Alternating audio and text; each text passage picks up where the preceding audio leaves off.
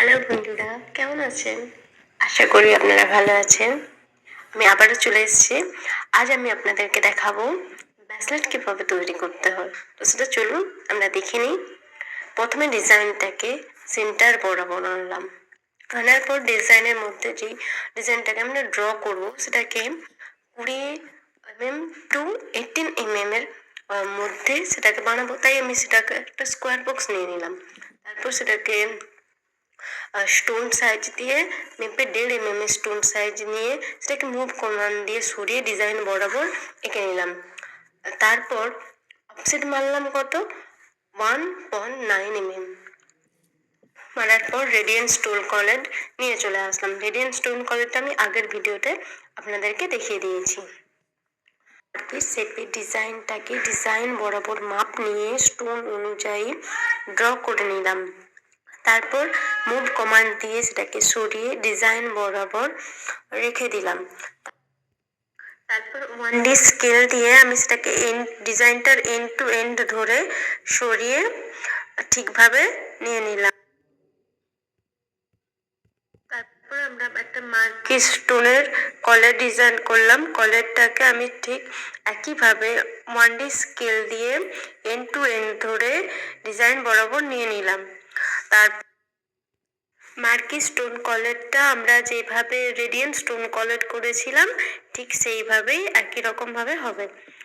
দেন mirror মেরে আমরা অপর সাইডেও মার্কি স্টোন কলারটা নিয়ে নিলাম। দেন আমার 2D কমপ্লিট। তারপর আমরা ব্রেসলেটের আইডি তৈরি করার জন্য 60 mm টু 50 mm এর একটা স্কোয়ার নিয়ে নিলাম। তারপর তার মধ্যে একটা ওভাল রাউন্ড নিলাম যেটা মিড টু মিড ধরে সেন্টার বরাবর আনলাম। তারপর 2 পয়েন্টে একটা রাউন্ড নিয়ে কোয়াড ধরে উপরে 1.8 mm এবং নিচে 1.2 mm একটা রাউন্ড নিয়ে নিলাম। তারপরে রিং আইডিটা থেকে অফসেট মারলাম 1.5। বাইরের অফসেট রাউন্ডটা লেন্থ কপি করে একটা মিড বরাবর লাইন নিয়ে সেটাকে পেস্ট করে মিড ধরে সেন্টারে আনলাম। সেন্টারে ডিজাইনটা দেওয়ার পর সেই 2D ডিজাইনগুলোকে 3D ডিজাইন বানানোর জন্য এটাকে সারফেস সুইপ টু করে এটাকে সারফেস করে নিলাম। সারফেস করার পর আমরা এটাকে সলিড করব। 0.6 সলিড করলাম। করার পরে আর সেই মার্কি শেপে ডিজাইনটাকে সেম প্রসেসে মিডিলটাকে 0.2 উপর দিকে উঠিয়ে তারপর সেটাকে সুইপ টু করে সারফেস করে নিলাম।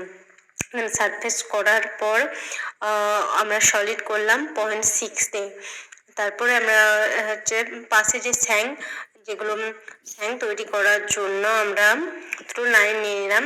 সেটাকে লাইনকে ড্র করার পর আমরা তাতে ডোম দিয়ে সেটাকে সুইপ টু করে আমরা সারফেস বানিয়ে নিলাম। সারফেসটাকে এবার সলিড করার জন্য এক্সট্রুড সারফেস দিয়ে 0.6 সলিড করলাম।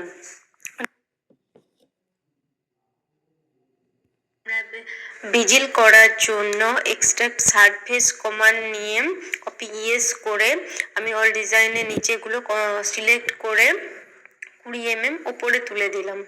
তারপর আমি ডুপ্লিকেট বর্ডার নিয়ে আবার 0.2 উপরে তুলে দিলাম। দেন পুরো ডিজাইনটাকে সিলেক্ট করে কার্ভ ভলিউম করার পর পাশে একটা লাইন চলছে, দেন ওটাকে অফসেট সারফেস করলাম 0.6 তারপর আমি একটা লাইন নিয়ে ওই দুটোকে জয়েন করে দিলাম। ফাঁকা জায়গাগুলোকে জয়েন করার পরে আমি আবার 20 mm নামিয়ে নিলাম।